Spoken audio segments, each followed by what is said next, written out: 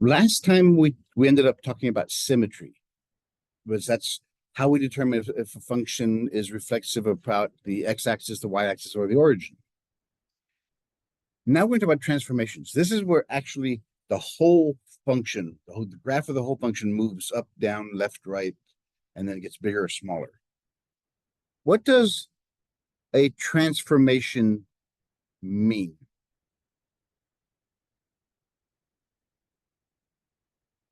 If you have to give it another word, what word would that be? Think of the movie Transformers. What do those Autobots do? Change, yeah.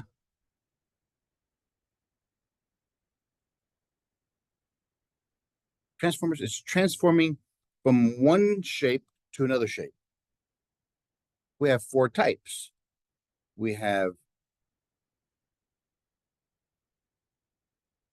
horizontal and vertical.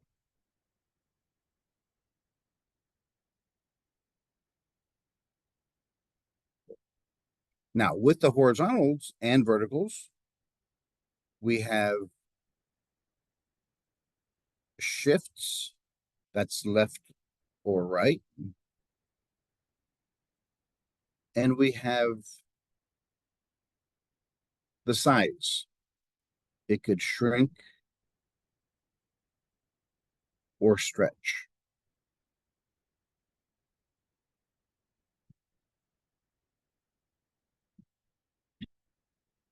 But this is where it becomes important to know the library of functions. Because every equation we're going to get the rest of this course will have a basic shape. Those come from the library of functions. So you have to know what you're starting off with before you do any transformations. So memorize the library of functions.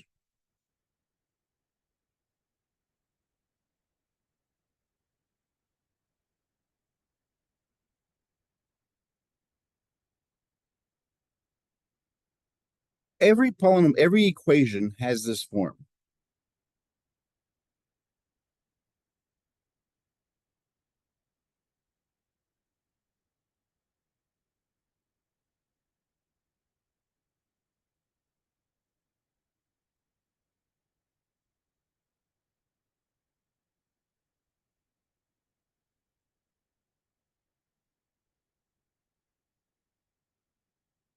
Every function has that form, every equation. Where A, B, C, and D are real numbers. Not red, real.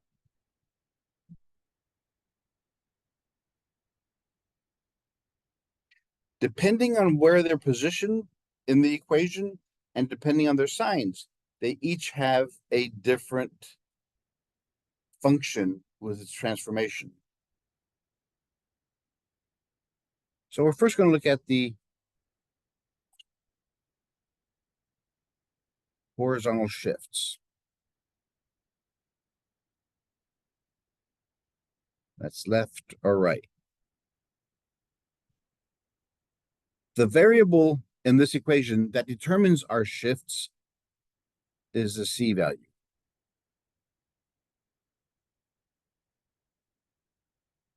We've actually done this before in chapter 1. I don't know if you remember it. For example, if I gave you this,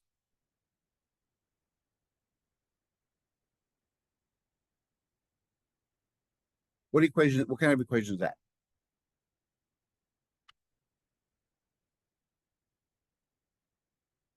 As I said, you probably don't remember because you probably didn't study it.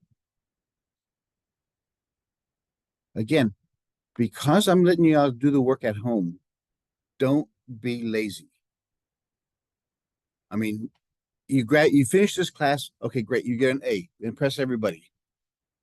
But look like a total loser in your next class where you're supposed to do math and you can't do anything.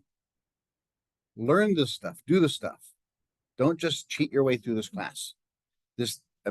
Have more dignity in yourself. Have more pride in yourself. Because if you don't know any of this stuff already, then you're not hurting me. You're hurting yourself. And you're gonna look real dumb in your next class. You made an A in algebra and you can't do this. Do not blame it on me. Do not blame it on me. Be honest and say, listen, I cheated my way through it. I'm a dummy. I don't know anything.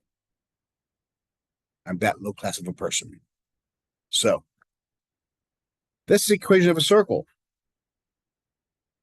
Remember, we had x minus h squared, y minus k squared equals r squared.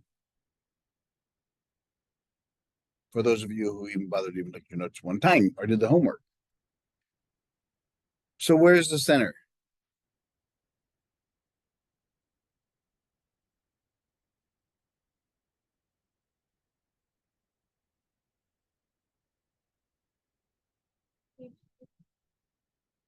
Where's the center?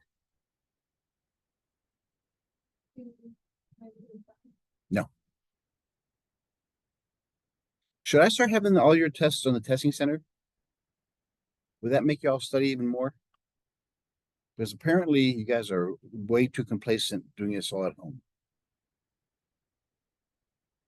Unless you guys start giving me some responses that are correct, I'm going to change it to all tests are in the testing center. This is very disgusting.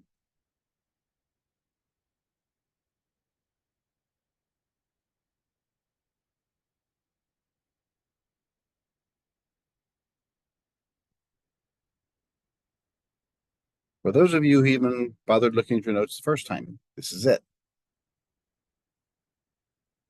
Actually, why am I even taping this? Because you guys aren't watching these anyway.